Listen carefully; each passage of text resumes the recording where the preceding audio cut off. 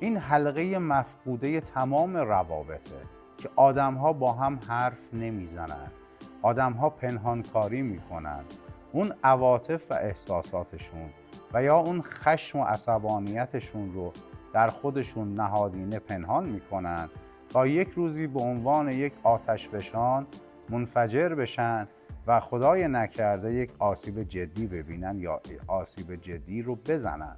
خب طبیعتاً وقتی که ما با همدیگه صحبت نمی کنیم، از نیازهای همدیگه، از مسائلی که ذهن ما رو مشغول کرده و از خیلی چیزهای دیگه غافل میشیم.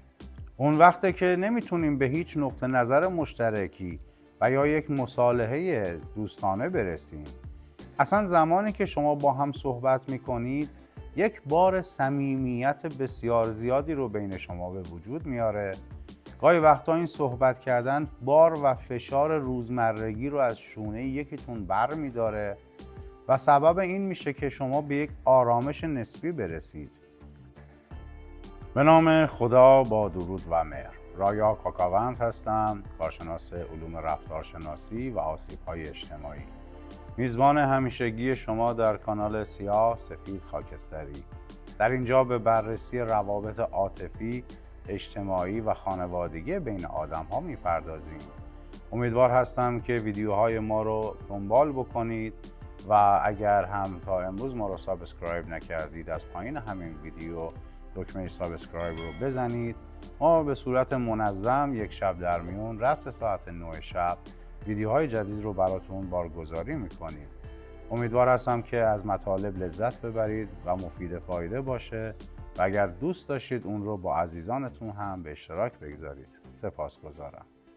موضوعی که در موردش میخوام باتون صحبت بکنم راجع به این هستش که گاهی وقتا آدم‌ها شهامت و جرأت این رو ندارن که از اشتباهی که درش حدود 30 سال، 20 سال، 40 سال، 50 ساله رنج میبرن و درگیر اون هستن خودشون رو خارج بکنن و خودشون رو رها بکنن. عدم شهامت در انتخاب یک اتفاق درست بر این مبنا میشه که شما یک رنج بی پایان رو همواره با خودتون به دوش بکشید و هی ادامه بدید به امید اینکه ممکنه یک روزی اتفاق بهتری بیفته، یک روزی این آدم تغییر بکنه و آدم خوبی بشه. اما ما یادمون نمیاد که هیچ چیز بدی بهتر شده باشه. چیزی که ذاتش بده بده و هر چقدر شما زمان بهش بدید و فرصت بدید هیچ گونه تغییری رو در رفتار و اخلاق و منشش ایجاد نمیکنه، حاصل نمیکنه. وقتی که ما به یک نفر فرصت میدیم برای جبران خطایی که در رابطه داشته، این فرصت برای اون آدم باید محدود باشه.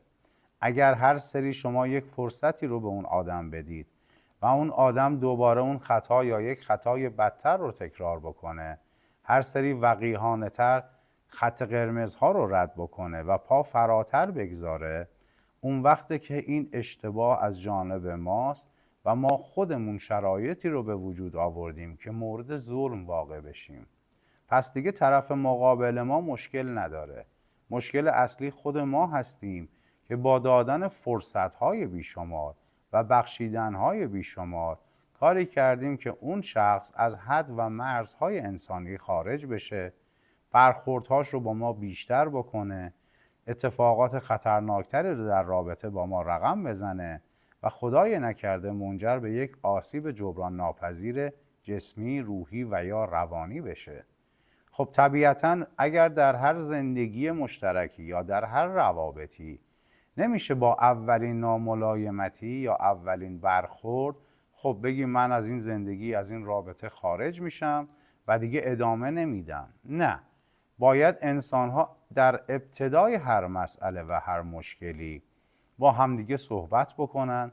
این حلقه مفقوده تمام روابطه که آدم‌ها با هم حرف نمیزنن، آدم‌ها پنهانکاری میکنن، اون عواطف و احساساتشون و یا اون خشم و عصبانیتشون رو در خودشون نهادینه پنهان میکنن تا یک روزی به عنوان یک آتشفشان منفجر بشن و خدای نکرده یک آسیب جدی ببینن یا آسیب جدی رو بزنن. خب طبیعتاً وقتی که ما با همدیگه صحبت نمی کنیم، از نیازهای همدیگه، از مسائلی که ذهن ما رو مشغول کرده و از خیلی چیزهای دیگه غافل میشیم. اون وقته که نمیتونیم به هیچ نقطه نظر مشترکی و یا یک مصالحه دوستانه برسیم. اصلا زمانی که شما با هم صحبت میکنید، یک بار صمیمیت بسیار زیادی رو بین شما به وجود میاره. گاهی وقتا این صحبت کردن بار و فشار روزمرگی رو از شونه یکیتون بر میداره و سبب این میشه که شما به یک آرامش نسبی برسید.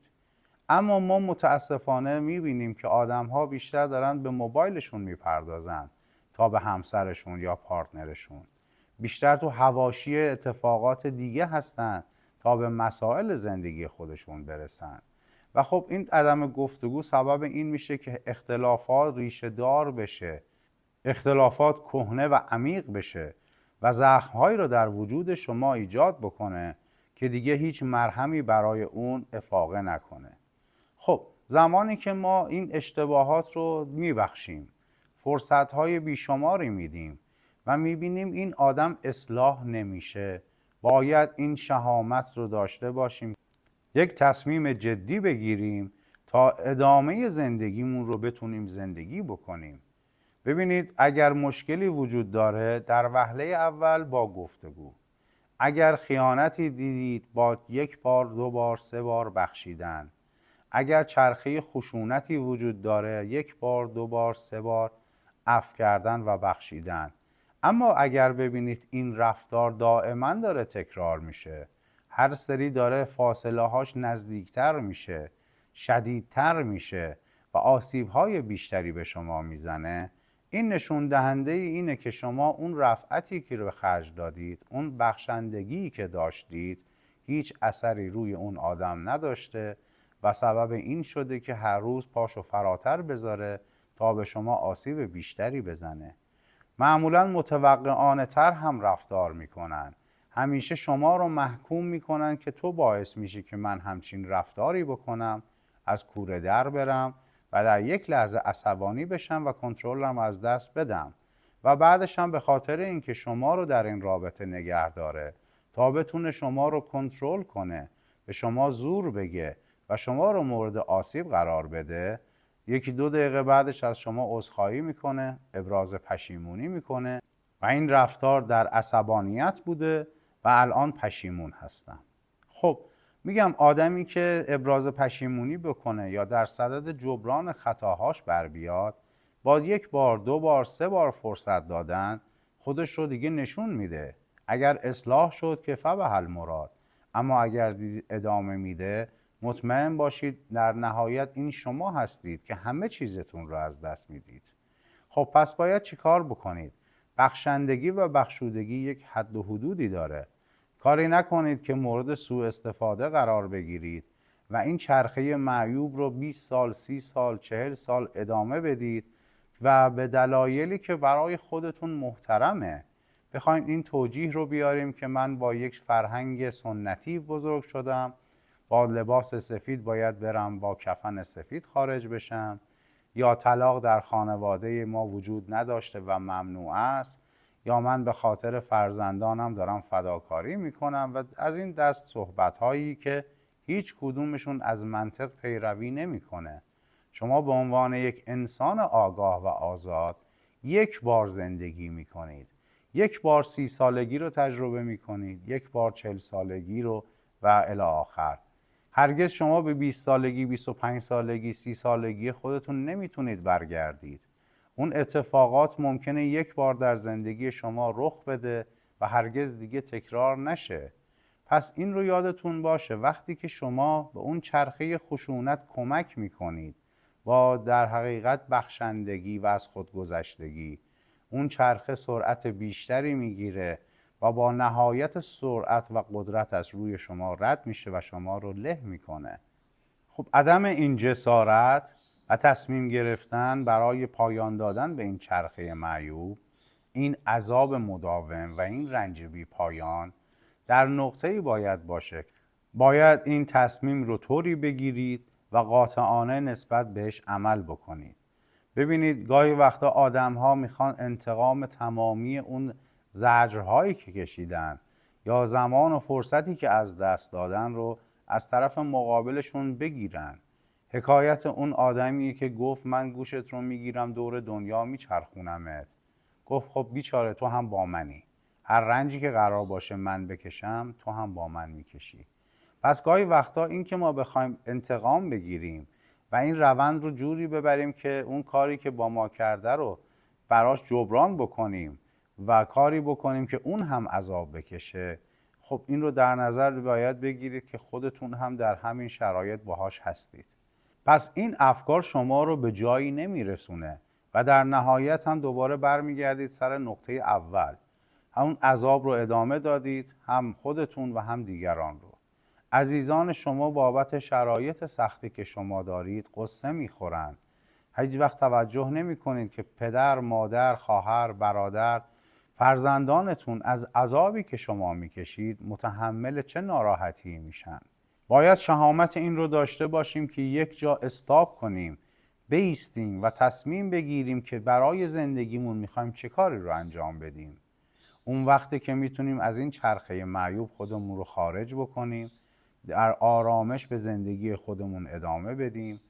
هر اتفاقی که ممکنه پیش روی شما باشه، چه خوب چه بد، مطمئن باشید که از پسش بر میاید، چون انسانی که میتونه تصمیم بگیره و اقدام بکنه انسان آگاهیه و انسان قدرتمندیه.